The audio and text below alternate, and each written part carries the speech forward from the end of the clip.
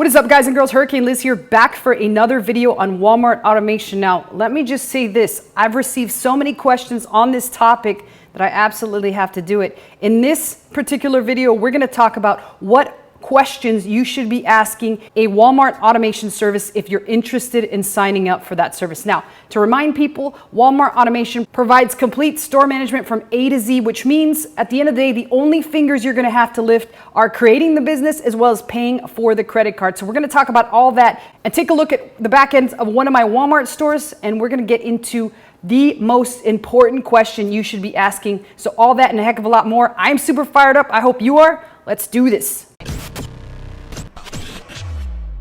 All right, guys and girls, so we are at the back end of my Walmart store, and you can see in the last 7 days, this is one of the stores that I have. We are at $6.9 thousand in overall sales. And you might be wondering, like, how does this happen, Liz? How much work do you have to do? Well, truth be told, I don't have to lift a single finger because I have a team that does everything for me. The only thing I have to do is pay the credit card. So let's talk about, if you want to have a service like this set up for you, what you should be asking every company that you interview. And I've done dozens and dozens of calls with a lot of you guys. I always put my email address down below so you can schedule a call to find out more about this business model, as well as tell me what you heard, tell me what you haven't heard, and tell me what your concerns are with it, and so forth. And I've been able to collect so much data, and that's why I thought I would share with you what the best questions that I've been asked, as well as what the best questions that I think you should be asking when you do want to do this for yourself. At the end of the day, this creates an excellent way to gain some passive income coming into you while you sit around and do nothing. I mean, this has happened all thanks to the fact that I don't know how to do anything other than pay my credit card. And on top of that, I get some credit card points every single month. So I've done this with Amazon. You've seen the videos for that. I've done as much as $30,000 in a day with that in revenue. And now I'm doing it with Walmart. So let's talk about my favorite questions to ask. And at the end of this, I will tell you the number one question you should ask, and you're going to be surprised at my answer. So let's get started. Right, the number one question that you should ask is you should find out how much in available credit you're going to need. And the reason for that is that different solutions will give you different amounts. So not all of us have $25,000 plus available on a credit card. So it's important you pick a provider that is well aware of this, because you do not want them to overspend what's available on that credit card, but you also want to have realistic expectations about what can be charged on the card. So that's the very first thing you should ask. And on the topic of that, just be realistic about your expectations. If you only have $10,000 to spend on a credit card, then you're definitely not going to scale into the $100,000 range until you get access to more credit. So the second thing that you can ask them is, do they have a way to finance the store for you? There's a lot of solutions out there, including in-house financing through a lot of these providers, and outside of the house financing, where they will connect you with credit experts that are able to get you a lot more credit available to you. And this is regardless of what your credit score is. There's a lot of other programs out there that look at not only your credit, but also your assets. So you could use things like your 401k, your house, and even your crypto as collateral for a lot of these available lines of credit. Now, here's another important one, and one that most people would never even think of asking, and that is,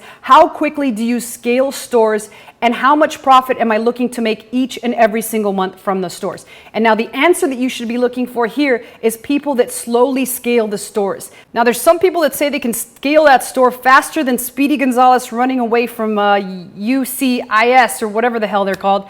And there's other people that say that they scale it gradually. You want to go with the person that scales it gradually. And the reason for that is, if you scale too fast, this raises a red flag for Walmart, and you definitely don't want to do that. You want to stay under the radar until that store gets some age on it. And in terms of profit, in the first few months, you should be looking for no more than between $2,000 and $5,000 in profit. And in month 6 on, you should be able to get to the $10,000 in profit point fairly easily if the store has been scaled properly. All right, so the next important question is to ask them, what percentage of the overall sales of the store are they averaging in terms of margins? So what this basically means is, if they say they're going to scale your store to $100,000 in sales, you want to ask, what percentage of that is the margin? And that will tell you your true profit. So if they say 20%, that means that the store makes $20,000 overall in pure profit. So you definitely want to ask them that. The next important thing is, what kind of reporting do you provide? So I've been through 2 different types of providers. One provides me with an overall look in terms of reporting, and they're very bad at transactional reporting, but you really want a transaction by transaction report. And I'm going to show you 2 right here. The first one is just an overall look at the store, which is fine and great, and it looks fantastic because it looks like I'm making a lot of money, but I don't know what's going on with each and every transaction. So you want a report that looks something like this one, which shows every single transaction that is being placed on your store. You know every single item you sold, you know every single fee you pay to Walmart, and you know exactly how much product you're getting for every single sale. That's the kind of reporting you want to see on your store. So make sure you get a screenshot of what kind of reporting they provide. Now, the next thing you want to ask them is if there's any additional fees in addition to their startup fee.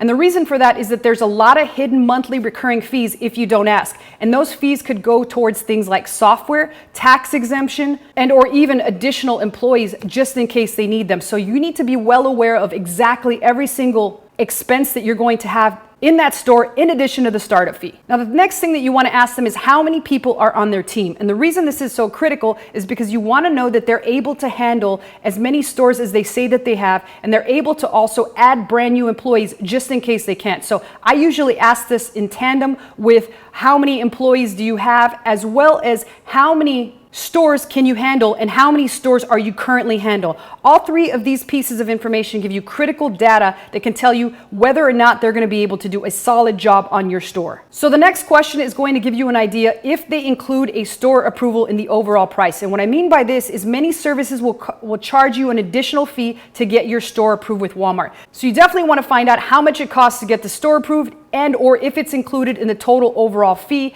And in addition to that, you'll also want to ask them how long does it take to get the store approved. A lot of services can take up to 1 to 2 weeks, but there's a lot of other services out there that'll get your store approved as quickly as within 24 to 48 hours. And those are usually the ones that I know that are going to be premium, and they're going to do a solid overall job because they understand that time is money and they want to get your store on there faster than Speedy Gonzalez runs away from Border Patrol. All right, the other thing that you want to ask them is what is required of you as a client and what kind of information do you have to provide for them to be able to start working on your store. And again, this part is only for purposes of knowing exactly what you have to bring to the table. A lot of these services do require a DUNS number that does take a bit of time for you to get. So the quicker you can know this information, the quicker you can start working on all of it. So again, your store is up as quickly as possible. And the next one is fantastic because it gives you an idea of how long it's going to take in order for you to see a sale. And that's just basically how long before I see my very first sale.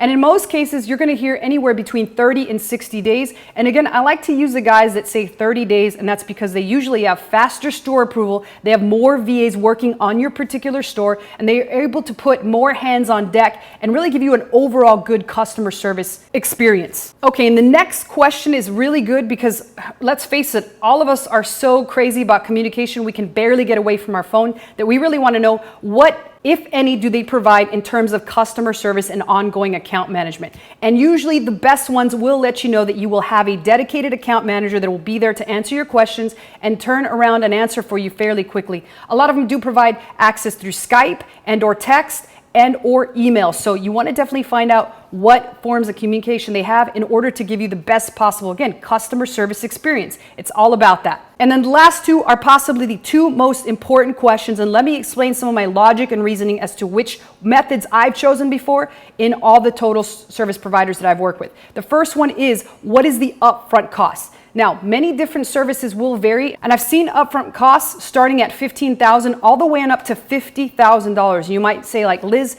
why do they vary so much? And the real reason behind that is the next question, which is the most important question of all. And that is, what is the profit split? And what that means is at the end of the day, every single provider out there has something called a profit split, which means at the end of every month, say you made $100,000 with a 20% margin, your total profit would be $20,000. But with that profit split, you would have to divide that 50-50 with the $15,000 product, with the service provider, and so forth. So that's just an example of what you would pay off of a $15,000 fee. You'd have a profit split of more than likely to be 50-50. Now, as the prices go higher and the upfront fees go higher, then the profit split will be less and less for the service provider. And while you might say, like, well, Liz, I don't understand why you would ever pick the $15,000 program versus, let's say, something that's $50,000 and allows me to collect 70% of my profits. And here's why I would almost always choose the $15,000 fee